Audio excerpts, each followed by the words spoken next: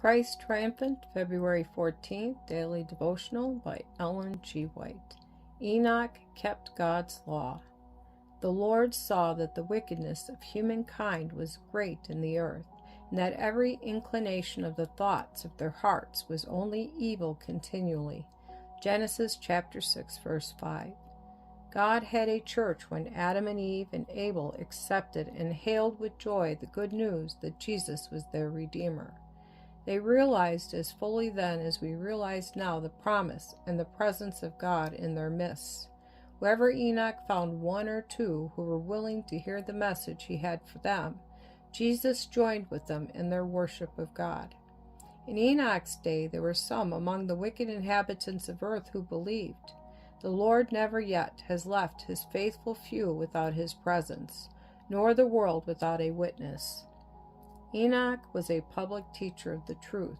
In the age in which he lived, he taught the truth, he lived the truth, and the character of the teacher who walked with God was in every way harmonious with the greatness and sacredness of his mission.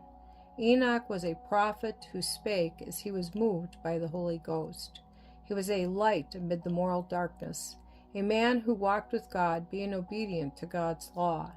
That law that Satan had refused to obey, that Adam had transgressed and that Abel had obeyed, and because of his obedience been murdered over. And now God would demonstrate to the universe the falsity of Satan's charge that human beings cannot keep God's law. He would demonstrate that though humans had sinned, they could so relate themselves to God that they would have the mind and spirit of God and would be representative symbols of Christ. This holy man was selected of God to denounce the wickedness of the world and to evidence to the world that it is possible for a person to keep all the law of God. Enoch walked with God, while of the world around him sacred history records, and God saw that the wickedness of man was great in the earth, and that every imagination of the thoughts of his heart was only evil continually. Genesis chapter 6, verse 5. Enoch's righteous life was in marked contrast to the wicked people around him.